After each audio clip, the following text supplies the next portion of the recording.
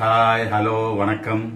இன்னைக்கு நம்ம சமையலில் தக்காளி சட்னி இட்லிவுக்கு சூப்பரா இருக்கும். வாங்க செய்யலாம். இது சிம்பிளான ரெசிபில சிம்பிளான தக்காளி சட்னி. இதுல வெங்காயம் பச்சை மிளகாய் அதெல்லாம் எதுவுமே இல்லை, சும்மா வெறும் தக்காளி. பாத்தீங்களா, இது ஒரு 4 கிலோ தக்காளி. இதுக்கு கொஞ்சோண்டு மிளகாத்தூள் காரத்துக்கு ஏற்பா. பாத்தீங்களா, போதும்.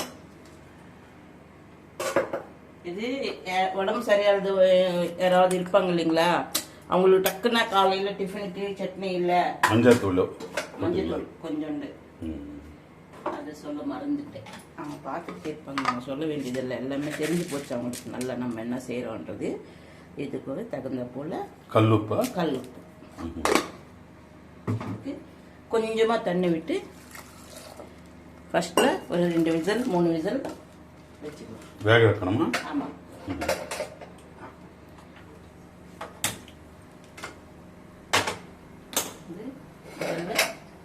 இது உப்பு காரம் எல்லாமே போட்டாச்சு.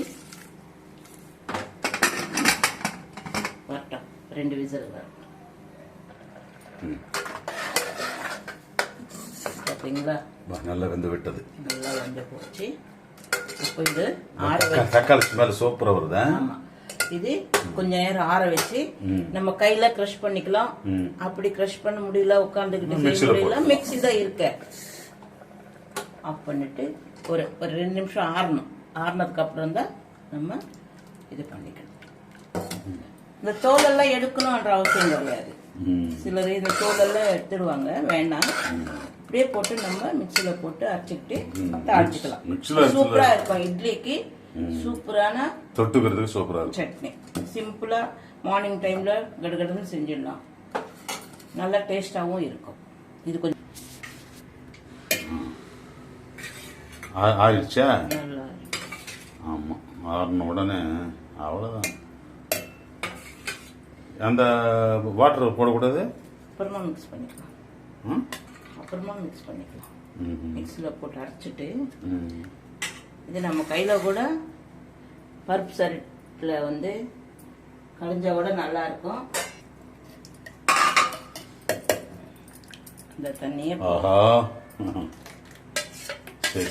சூடான இட்லி பாக்குறதுக்கு காரமா இருக்குமோ என்ற மாதிரி இருக்கு. அப்படியெல்லாம் ஒண்ணும் இல்லை. நம்ம கொஞ்சமா தான் மிளகாத்தூள் தான் போடணும். அதுல நம்ம சமையலுக்கு என்ன யூஸ் பண்றோமோ அந்த மிளகாத்தூள் போட்டாலே போதும். இப்போ தாளிச்சுக்கலாம். தண்ணி கூட ஜாஸ்தி, இந்த தண்ணியே போதும். பாத்தீங்களா, இது கலர் பார்க்கறதுக்கு சிகப்பா இருக்கு. மிளகாத்தூள் பயங்கரம் போட்ட மாதிரி இருக்கு. அப்படிலாம் இருக்காது. நல்லா தாளிக்கிறதுக்கு ஆயில் எவ்வளோ? ஒரு 3 ஸ்பூன் போடுறேன். சின்ன ஸ்பூன் இல்லை, இது சின்ன ஸ்பூனு. நம்ம கொஞ்சமாக எண்ணெய் யூஸ் பண்ணுறதுனால சின்னதாக ஸ்பூன் வச்சுருக்கேன். ஒரு 3 ஸ்பூன் போடுறேன், போதும். அதுக்கு முன்னே தேவையில்லை. இட்லி ரெடி பண்ணிட்டீங்களா? இட்லி அப்புறமா பண்ணிக்கலாம். நம்ம சட்னி மட்டும் காட்டினா போதும். இட்லி வெள்ளை இட்லியோட சேர்த்து காட்டினா சூப்பராக இருக்கும்.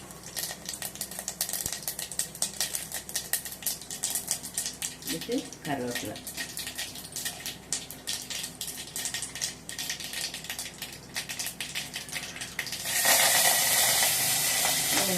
கொஞ்சம் கொத்தமல்லி கூட போடுங்க. நல்லா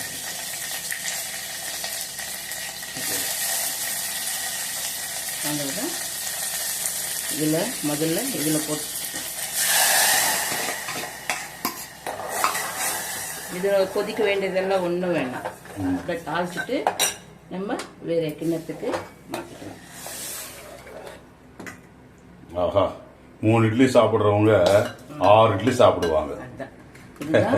தக்காளி, வெறும் தக்காளி சட்னி. இப்படியே நீங்க இதே மாதிரி செஞ்சு இட்லிக்கு மட்டும் சூப்பரா இருக்கும். இட்லிக்கு தான் இந்த சட்னி. இது வந்து இதே மாதிரி செஞ்சு சாப்பிடுங்க. ஷேர் பண்ணுங்க, லைக் பண்ணுங்க, கமெண்ட் பண்ணுங்க, சப்ஸ்கிரைப் பண்ணுங்க.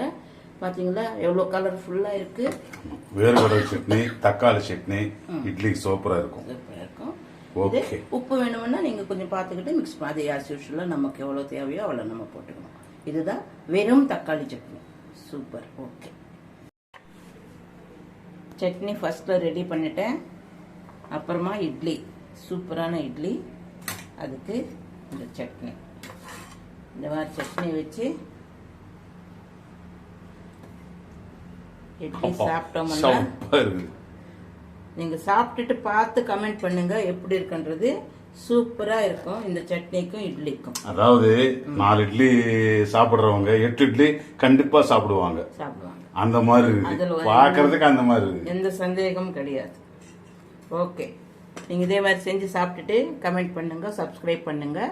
ஓகே.